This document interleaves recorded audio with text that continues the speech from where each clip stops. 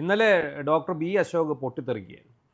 അതെ, കാരണം ഇന്നലെ ഈ തെരഞ്ഞെടുപ്പിൻ്റെ സർവേ ഫലങ്ങൾ പുറത്തു വരുന്നതിന് തൊട്ട് മുമ്പ് തന്നെയാണ് അദ്ദേഹത്തെ സസ്പെൻഡ് ചെയ്തുകൊണ്ടുള്ള ഉത്തരവ് പുറത്തിറങ്ങിയത്. ഈ നിലവിൽ സൈനിക ക്ഷേമ ബോർഡിന്റെ പ്രിൻസിപ്പൽ സെക്രട്ടറിയും കാർഷിക അദ്ദേഹത്തെ പോലുള്ള സർവീസ് ഒരു വൈസ് മുതിർന്ന ചാൻസലറും. IAS ഉദ്യോഗസ്ഥനെ ഈ സൈനിക ക്ഷേമ ബോർഡിൻ്റെ പ്രിൻസിപ്പൽ സെക്രട്ടറിക്ക് ആക്കുക എന്ന് പറഞ്ഞാൽ എന്തൊരു കഷ്ടമാണെന്ന് ആലോചിച്ച് നോക്കുന്നത്. ഞാൻ ഇദ്ദേഹത്തെ കാണുന്നത് ഉം. ഒരിക്കൽ കോവിഡുമായിട്ട് ബന്ധപ്പെട്ട് ഇദ്ദേഹം പത്തനംതിട്ട വന്നു. ഉം. അപ്പോൾ എൻ്റെ ഒരു സുഹൃത്ത് മുഖേന ഞാൻ ഇദ്ദേഹത്തെ പോയി കണ്ടു. ഇദ്ദേഹം അവിടെ പത്തനംതിട്ട ഒരു ഗസ്റ്റ് ഹൗസിൽ അന്ന് കോവിഡ് നിയന്ത്രണവുമായി ബന്ധപ്പെട്ട പ്രവർത്തനങ്ങൾ ഏകോപിപ്പിക്കാൻ സർക്കാർ നിയോഗിച്ചിരുന്ന ആളാണ് ഡോക്ടർ ബി അശോക്. കാരണം വളരെ സമർത്ഥനായ ഒരു ഉദ്യോഗസ്ഥനാണ് അദ്ദേഹത്തെ ഇന്നലെ സസ്പെൻഡ് ചെയ്യുന്നു. സസ്പെൻഷനിലേക്ക് നയിച്ചത് മറുനാടൻ മലയാളിക്ക് അദ്ദേഹം നൽകിയ പോഡ്കാസ്റ്റാണ്.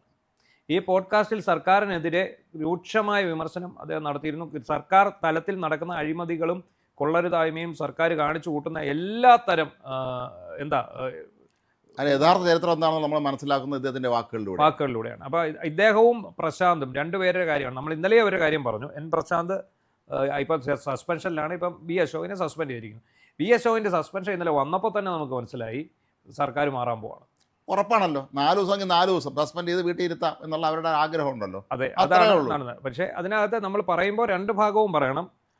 ബി അശോക് എന്ന് പറയുന്ന ആള് സംസ്ഥാനത്തെ അല്ലെങ്കിൽ കേന്ദ്രത്തിലെ ഈ സർവീസ് ചട്ട ലംഘനം നടത്തിയിട്ടുണ്ട് എന്നുള്ളത് വാസ്തവമാണ്. കാരണം അദ്ദേഹത്തിന് മാധ്യമങ്ങളോട് സംസാരിക്കുന്നതിനും സർക്കാരിനെതിരെ വിമർശനം ഉന്നയിക്കുന്നതിനും ഒക്കെ നിയന്ത്രണങ്ങളും നമുക്കറിയാമല്ലോ. അത് പണ്ട് തൊട്ടേ ഉള്ളതാണ്. പണ്ട് കവികളായിട്ടുള്ള നോവലിസ്റ്റുകളായിട്ടുള്ള IAS ഉദ്യോഗസ്ഥന്മാർക്കും സർക്കാർ ഉദ്യോഗസ്ഥർക്കും ഒക്കെ അവരുടെ പ്രതിഭ പ്രകടിപ്പിക്കണമെങ്കിൽ സർക്കാരിൽ നിന്ന് അനുവാദം വാങ്ങി. അതുകൊണ്ടാണ് പണ്ട് ONV സാർ ബാലമുരളി എന്ന് പറഞ്ഞ് മാണിക്യ വീണയുമായി പാട്ടൊക്കെ എഴുതിയ ആ പേരിലാണ് എഴുതിയത്. അപ്പോൾ അതുപോലെ മലയാറ്റൂർ രാമകൃഷ്ണൻ അനുവാദം മേടിച്ചിട്ട് നോവൽ എഴുതിക്കൊണ്ടിരുന്ന ആളാണ്.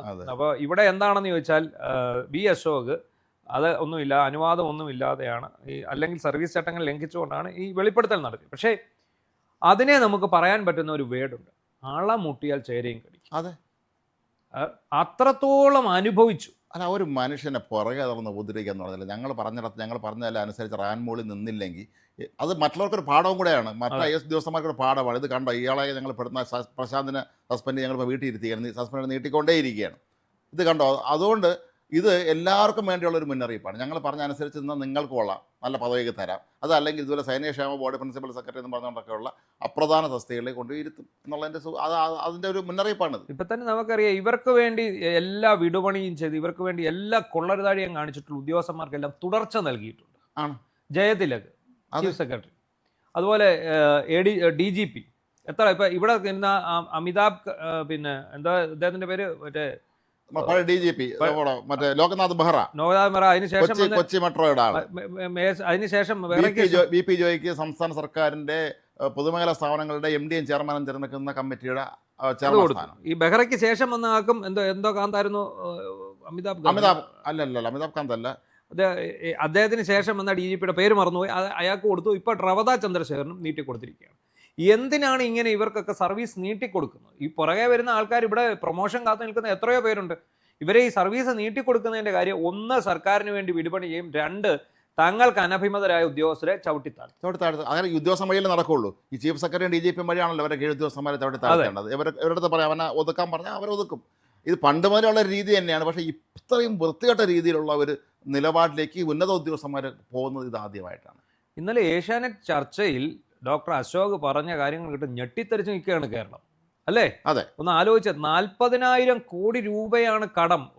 എവിടൊക്കെ മരുന്ന് വാങ്ങിയതിൻ്റെ പൈസ കൊടുക്കാൻ കിടക്കുന്നു, റോഡ് ഉണ്ടാക്കിയതിൻ്റെ കിഫ്ബിയിൽ നിന്നുള്ള ഇത്രയും കടം നിൽക്കുമ്പോഴാണ് കിഫ്ബിയിൽ നിന്ന് 250 കോടി ഇറക്കി ഈ നാട് മുഴുവൻ ഇയാളുടെ ഫ്ലെക്സ് വെച്ചിരിക്കുന്നത്. ഇയാളുടെ തല, എൻ്റെ ഫുൾ ഫിഗർ വെച്ചിരിക്കുന്നത്.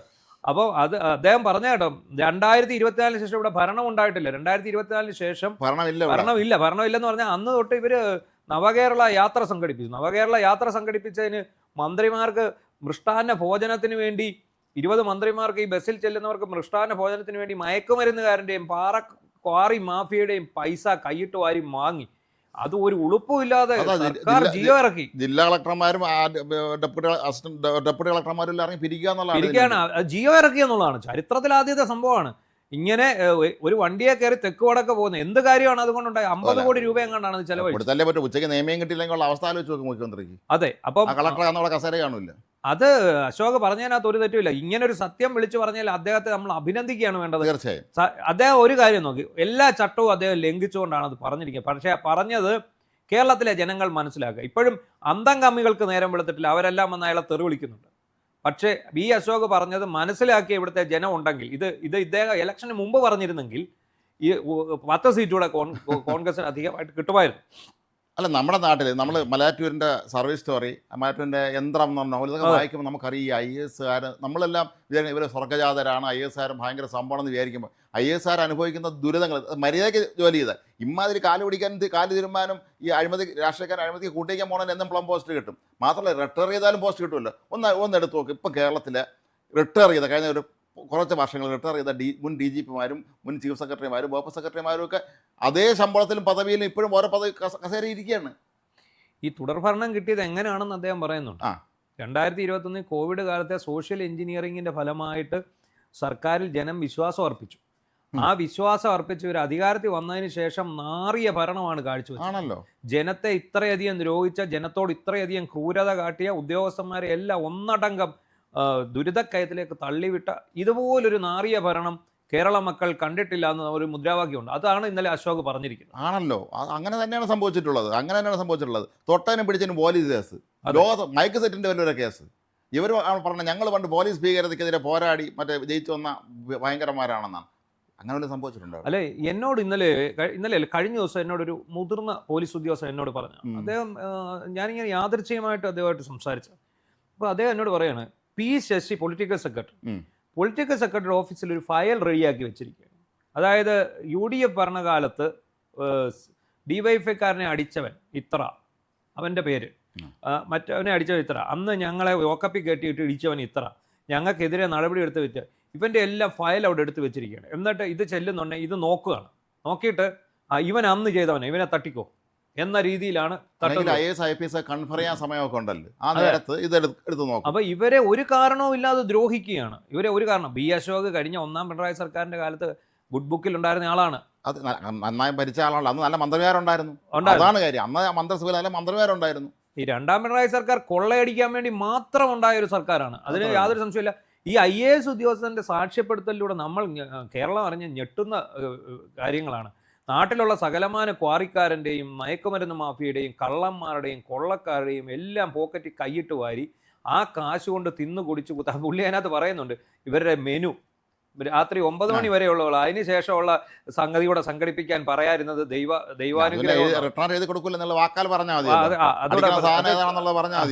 അത് കൃത്യമായിട്ട് പറയാഞ്ഞത് അല്ല, അത് അടിക്കുന്ന കാര്യമല്ല, വേറെ ചില കാര്യങ്ങളാണ് ഉദ്ദേശിച്ചത്. ഈ രാത്രി 9-ന് ശേഷം, അതായത് അണ്ടിപ്പരിപ്പ് പാലിൽ മുക്കി കൊടുക്കണമെന്ന്. എങ്ങനെയാണ് പാലിനകത്ത് ഇട്ട് അലിയിച്ച അണ്ടിപ്പരിപ്പാണ് കഴിക്കാൻ കൊടുക്കുന്നത്. ഇവരെ ഓരോ സമയത്തും ഇന്ന രീതിയിൽ കൊടുക്കണം. പിന്നെ മുഖ്യമന്ത്രിക്ക് മുഴുത്ത നെന്മീൻ തന്നെ വേണം. നെന്മീനില്ലേ അദ്ദേഹം പ്ലേറ്റ് എടുത്തെറിയും. ഇങ്ങനെ നാട്ടുകാരുടെ ചെലവിൽ നാട്ടുകാരുടെ നികുതി പണം എടുത്ത് ഉല്ലാസയാത്ര നടത്തി തിന്നും കുടിച്ചും ഈ നാട്ടുകാരെ ഇത്രയധികം ദ്രോഹിച്ച ഈ പിണറായി വീണ്ടും പറയുന്നു, എന്നെ തുടർഭരണത്തിൽ കയറ്റും. ആലോചിച്ചു. അല്ല, ഞാൻ പറയണത് ഡോക്ടർ ബി അശോകിനെ അല്ലെങ്കിൽ ശ്രീ എൻ പ്രശാന്തിനെയൊക്കെ പോലെയുള്ള IAS ഉണ്ടല്ലോ, പുതിയ തലമുറ മാതൃകയാക്കണം.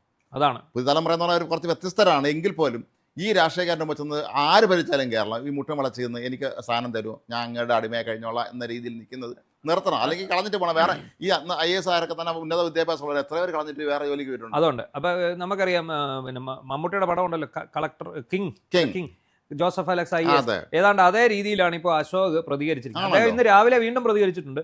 ഞാൻ ഒരു കോടതിയിലും പോകുന്നില്ല, ഞാൻ ഒരു ഇവിടെയും പോകുന്നില്ല, സസ്പെൻഷൻ അങ്ങനെ തന്നെ നിന്നോട്ടെ, ഇഷ്ടമുള്ളപ്പോൾ തിരിച്ചെടുത്താൽ മതി. പക്ഷേ ഞാൻ പറയാനുള്ളത് അത് അദ്ദേഹത്തിന് സൗകര്യം എന്താണെന്ന് നോക്കിയാൽ പ്രശാന്ത് ഇപ്പോൾ ഓടി നടന്ന് ഇന്റർവ്യൂ കൊടുക്കും. അദ്ദേഹം സ്വന്തമായിട്ട് പോഡ്കാസ്റ്റ് നടത്തുന്നുണ്ട്, സസ്പെൻഷനിലാണ്.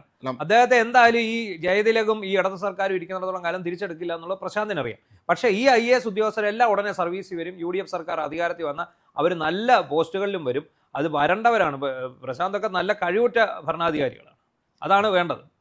ഇതെന്തായാലും പിണറായി വിജയന്റെ കാലത്തെ പകൽക്കൊള്ള ആ കാലത്തെ ഒരു ഉദ്യോഗസ്ഥൻ തന്നെ സർവീസിലിരുന്നു കൊണ്ട് വിളിച്ചു പറയാൻ തയ്യാറായി വന്നിരിക്കുകയാണ്. അതാണ് അദ്ദേഹത്തിന്റെ അടുത്ത് വരുന്ന UDF മന്ത്രിസഭ ഇവരുമായിട്ട് പതിവ് പോലെ കോംപ്രമൈസ് ചെയ്യാൻ പോകാതിരിക്കുക, ഈ പരമാവധി നടത്തുന്ന ഈ കള്ളത്തനം കൊള്ളയും എല്ലാം തന്നെ പുറത്തു കൊണ്ടുവരാൻ വേണ്ടിയുള്ള അടിയന്തര നടപടി സ്വീകരിക്കുക തന്നെയാണ്. അത് ഉണ്ടാവുമെന്നാണ് ജനങ്ങളുടെ എല്ലാം പ്രതീക്ഷ. പ്രതീക്ഷ. അത് പ്രതീക്ഷ നിങ്ങൾ തെറ്റിക്കരുത്.